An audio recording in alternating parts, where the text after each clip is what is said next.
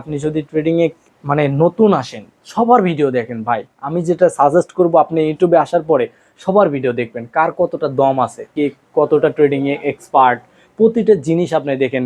আপনি যত ট্রেডার আছে সবার ভিডিও দেখেন, সবার ভিডিও দেখেন, ঠিক আছে?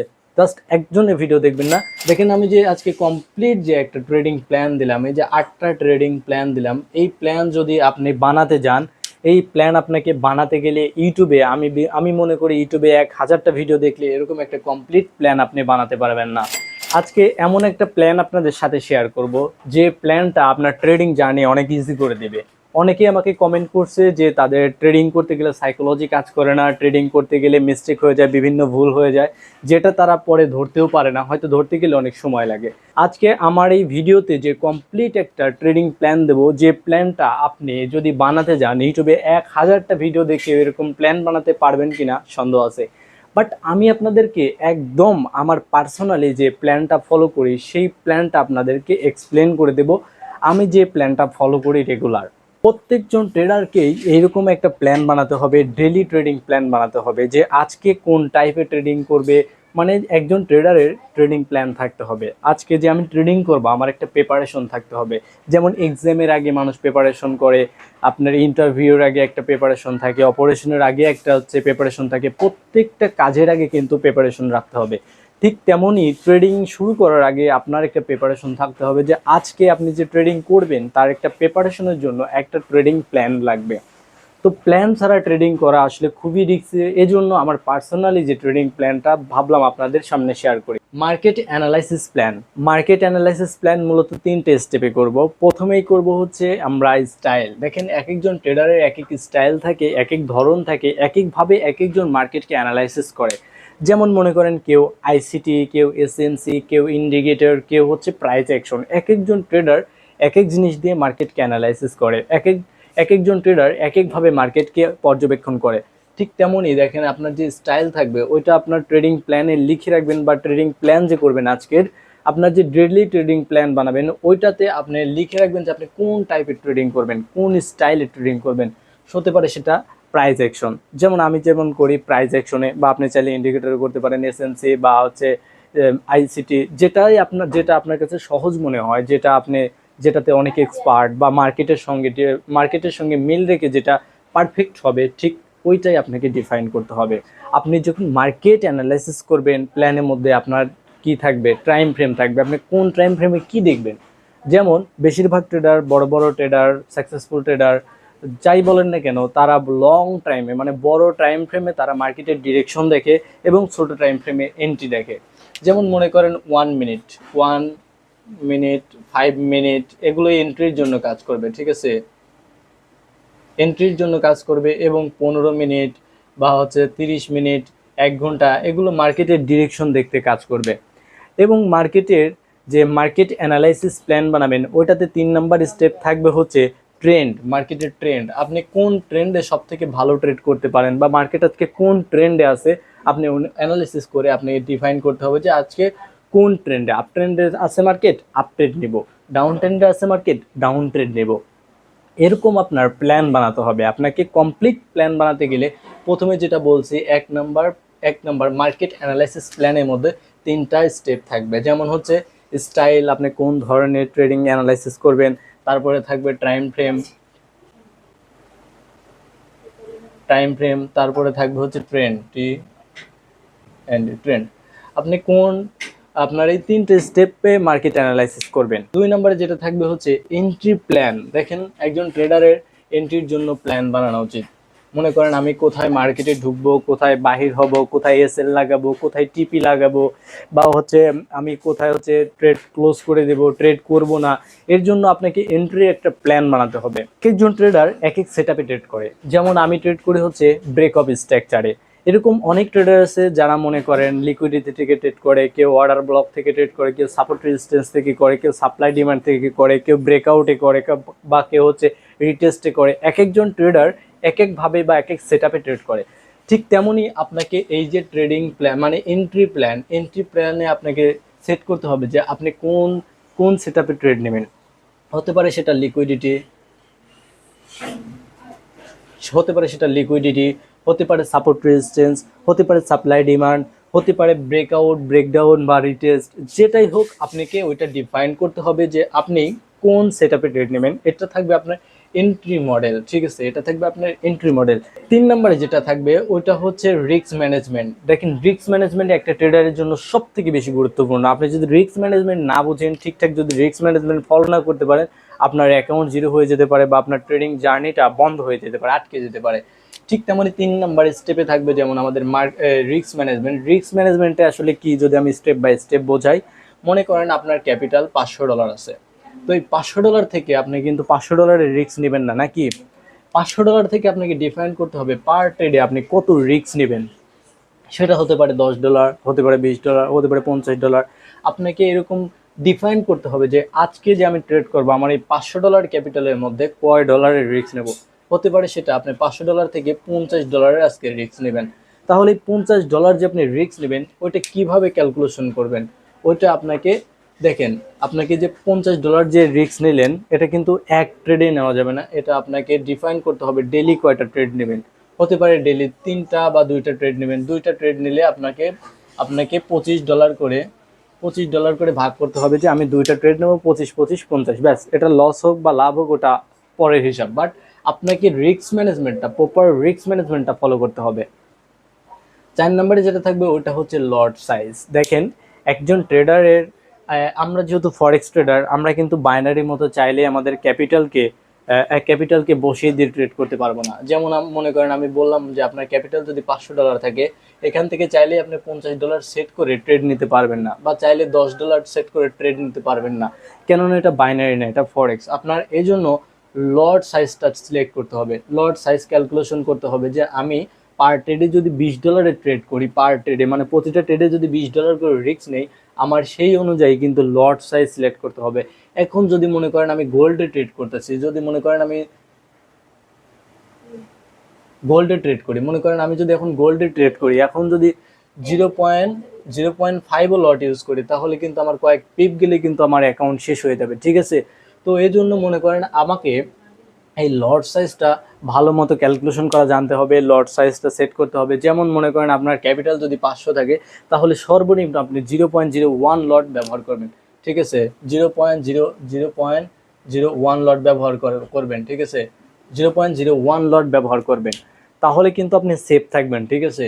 ট্রেডিংয়ে কি, ট্রেডিংয়ে হচ্ছে প্রথমত আপনার ক্যাপিটালকে সাস্টেইন করা লাগবে, ক্যাপিটালকে প্রোটেক্ট করা লাগবে, আপনার তারপরে প্রফিটের চিন্তা করতে হবে, ঠিক আছে। 5 নাম্বার স্টেপে যেটা বলবো ওইটা হচ্ছে সাইকোলজি। দেখেন আপনি ট্রেডিংয়ের যাই শিখেন না কেন, যাই পড়েন না কেন, যাই করেন না কেন, আপনার যত এক্সপিরিয়েন্স থাক, যত নলেজ থাক, আপনার কাছে যত ভালো সেটআপই থাকুক না কেন, আপনি যদি এই সাইকোলজি থেকে আপনি যদি পিছিয়ে থাকেন, তাহলে কিন্তু ট্রেডিং কোনোটাই কাজ করবে না, ঠিক আছে।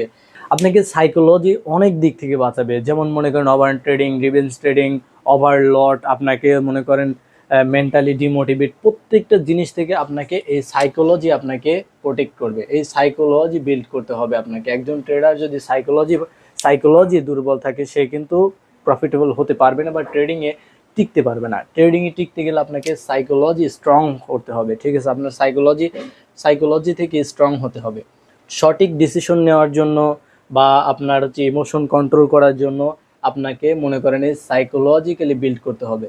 এই জন্য সাইকোলজি ঠিক রাখতে হবে আপনার। মনে করেন 6 নম্বরে যেটা আমি বলবো, ট্রেডিং টাইম। একজন ট্রেডার চাইলেই সবসময় ট্রেড করতে পারে না। মনে করেন কারো ঘুম ভাঙে রাত একটা সময়, মার্কেটে ঢুকে পরে ট্রেড নেয়, তার তো লস হবেই। কেউ মনে করেন বন্ধুকে দেখাচ্ছে, তখন স্কুলে গেছে, বন্ধুকে দেখাচ্ছে, ট্রেড নিচ্ছে, লস করতেছে, এরকম মানে অন্য কোনো টাইম ফ্রেমে ট্রেড করা যাবে না। দেখেন টাইম ফ্রেম আপনাকে সিলেক্ট করতে হবে। আপনি মনে করেন সিডনি আছে, টোকিও আছে, লন্ডন আছে, নিউ ইয়র্ক সেশন আছে, কোন সেশনে আপনি ট্রেডিংটা করবেন।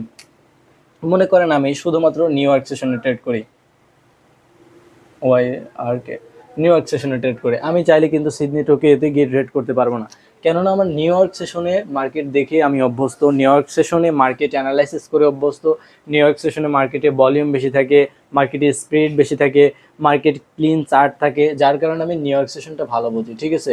এখন আমি চাইলে কিন্তু লন্ডন, টোকিও এ সকল সেশনে গিয়ে ট্রেড করতে পারবো না, কারণ ওই সকল সেশনে যখন আমি যাব তখন দেখবো স্পিড কম, ভলিউম কম, তখন কিন্তু আমার যে সাইকোলজি ওটার সঙ্গে মিলবে না। আমার যে সেটআপের সঙ্গে হয়তো মিলতে পারে, বাট আমার সাইকোলজির সাথে মিলবে না। তো আমাকে কি করতে হবে, আমার যে টাইম, আমাকে নির্দিষ্ট টাইম সিলেক্ট করতে হবে। আমি জাস্ট নিউ ইয়র্ক সেশনে ট্রেড করব। আমার যে ডেইলি ট্রেডিং প্ল্যান থাকবে আমি ওইখানে লিখে রাখবো যে আমি জাস্ট নিউ ইয়র্ক সেশনে ট্রেড করব। এবং আমার যে 7 নম্বরে যেটা থাকবে ওইটা হচ্ছে জার্নাল। দেখেন একজন জার্নাল অনেকেই লেখে, অনেক ট্রেডার জার্নাল লেখে, এমনকি আমাকে যে কমেন্ট করছে যে আমি জার্নাল লিখি, ট্রেডিং বুঝি, বাট ট্রেডিং করা অবস্থায় ভুল করলে ওইটা পরে জার্নাল পড়েও আমি আমার যে সমস্যাগুলো ওটা বের করতে পারি না। তার কারণ হচ্ছে আমরা মূলত জার্নালে কি লিখি, এন্ট্রি, এক্সিট, টিপি, তারপরে মনে করেন এসএল কোথায় ছিল, টিপি কোথায় ছিল, এন্ট্রি কোথায় ছিল, এরকম যে আমরা যে আদারওয়াইজ লিখি যে কোন মার্কেটে ট্রেড করছি, কোন টাইম ফ্রেমে করছি, এই সকল কিছুই কিন্তু জার্নালে লেখা হয়। বাট জার্নালের অর্থ এটা না যে আপনি সাইকোলজিক্যালি কীরকম ছিলেন, আপনার যে সাইকোলজি কীরকম ছিল, আপনার ট্রেডিংয়ের যে মাইন্ডসেটটা কীরকম ছিল, বা ট্রেডিং চল অবস্থায় আপনার যে ইমোশন কীরকম কাজ করতেছিল, বা ট্রেডিং শেষে আপনার ইমোশন কীরকম কাজ করতেছিল, ফেয়ার কতটা কাজ করছে, গ্রিড কতটা কাজ করছে, এগুলো কিন্তু ট্রেডিং জার্নালে প্রতিটা জিনিস লিখে রাখতে হবে। আপনি ট্রেডিংয়ে বসার আগ থেকে এবং ট্রেডিং চলা অবস্থায় এবং ট্রেডিং শেষে কি ঘটছে, এ টু জেড আপনার মাইন্ডে কী চলছে, প্রতিটা জিনিস ট্রেডিং জার্নালে লিখে রাখতে হবে। তাহলেই কিন্তু আপনি ট্রেডিং জার্নাল পড়ে আপনার যে সমস্যাগুলো এটা বের করতে পারবেন। দেখেন, আপনি শুধু জার্নালে লিখে রাখলেই যে আপনার সমস্যা ধরতে পারবেন বিষয়টা এমন না। আপনার যদি একজন মেন্টর থাকে তাহলে ভালো হয়। তারপরেও ট্রেডিং জার্নাল প্রত্যেকটা ট্রেডারের থাকে, যাদের মেন্টর নাই তারও থাকে। একজন সাকসেসফুল ট্রেডার, বড় ট্রেডার, তারও কিন্তু ট্রেডিং জার্নাল থাকে, ঠিক আছে। আপনি প্র্যাকটিস করেন, ধীরে ধীরে লেখার প্র্যাকটিস করেন, আপনি কোথায় এন্ট্রি নিচ্ছেন, কোথায় এক্সিট করতেছেন, আপনার ইমোশন কীরকম কাজ করতেছে, আপনি কি লোভে পড়তেছেন না বা মার্কেটে প্রফিট করে ভয় পাচ্ছেন, প্রতিটা জিনিস আপনার এই জার্নালে লিখে রাখেন। আপনার যে রুলসটা থাকবে, 8 নম্বরে যেটা বলবো ওটা হচ্ছে রুলস। দেখেন, একজন ট্রেডারের রুলস থাকা দরকার। সেটা ছাড়া ট্রেড করা যাবে না, এসএল ছাড়া ট্রেড করা যাবে না, 2টার বেশি ট্রেড করা যাবে না, আপনার যে ক্যাপিটাল তার 2% বা 3%-এর বেশি রিস্ক নেওয়া যাবে না, আপনার ইমোশনকে কন্ট্রোল করতে হবে। এগুলো আপনার এই গোল্ডেন রুলে লিখে রাখবেন। যেমন আমি ট্রেডিং শুরু করার আগে আমি যেটা লিখি ওইটা হচ্ছে কোন সেশনে ট্রেড করব, কোন টাইম ফ্রেমে ট্রেড করব, বা আমার ট্রেডিংয়ের আগে আমাকে কি কি করতে হবে। যেমন কিছু সময় মেডিটেশন করলে ভালো হয়, ট্রেডিং করার ঘন্টাখানেক আগে একটু ব্যায়াম করলে ভালো হয়, একটু ফাঁকা জায়গায় বসে, নিরিবিলি জায়গায় বসে মার্কেট অ্যানালাইসিস করা, মার্কেট দেখা, এগুলো ভালো লাগে। বা আপনি চাইলে আপনার যে মেন্টর তার সঙ্গে কিছু ডিসিশন নিতে পারেন, কথা বলতে পারেন যে আজকের মার্কেটে ট্রেড করা উচিত হবে কিনা, আজকের মার্কেটটা কি, আজকে কোনো নিউজ আছে কিনা, এগুলো চেক করা। এগুলো আপনার গোল্ডেন রুলের মধ্যে লিখে রাখতে পারেন। দেখেন, আমি যে আজকে কমপ্লিট যে একটা ট্রেডিং প্ল্যান দিলাম, এই যে 8টা ট্রেডিং প্ল্যান দিলাম, এই প্ল্যান যদি আপনি বানাতে যান, এই প্ল্যান আপনাকে বানাতে গেলে ইউটিউবে আমি মনে করি ইউটিউবে 1000টা ভিডিও দেখলে এরকম একটা কমপ্লিট প্ল্যান আপনি বানাতে পারবেন না। দেখেন, আমি যে আপনাকে এই প্ল্যানটা বানিয়ে দিলাম, আমার যে প্ল্যানটা ফলো করি এটা আপনি লিখে রাখেন। আপনার ভবিষ্যতে, এখন নাও বুঝলে আপনার ভবিষ্যতে কাজে লাগবে। আপনাকে মার্কেট অ্যানালাইসিসের 3টা স্টেপ বলছি। মার্কেট অ্যানালাইসিস যে করবেন, স্টাইল, টাইম এবং ট্রেন্ড, ঠিক আছে। তারপরে আপনাকে এন্ট্রির জন্য যে প্ল্যান থাকবে, আপনি 1 নম্বরে লিখে রাখেন যে market analysis, entry plan, risk management, লট সাইজ, সাইকোলজি, ট্রেডিং টাইম, আপনার ট্রেডিং জার্নাল এবং গোল্ডেন রুল। এই যে 8টা পয়েন্ট, এই 8টা পয়েন্ট আপনি লিখে রাখেন। এই 8টা পয়েন্টের উপরে আপনি আরও রিসার্চ করেন, আপনি আরও শিখেন।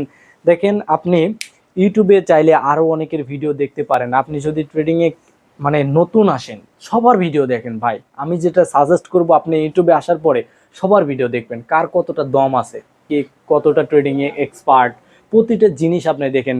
আপনি যত ট্রেডার আছে সবার ভিডিও দেখেন, ঠিক আছে।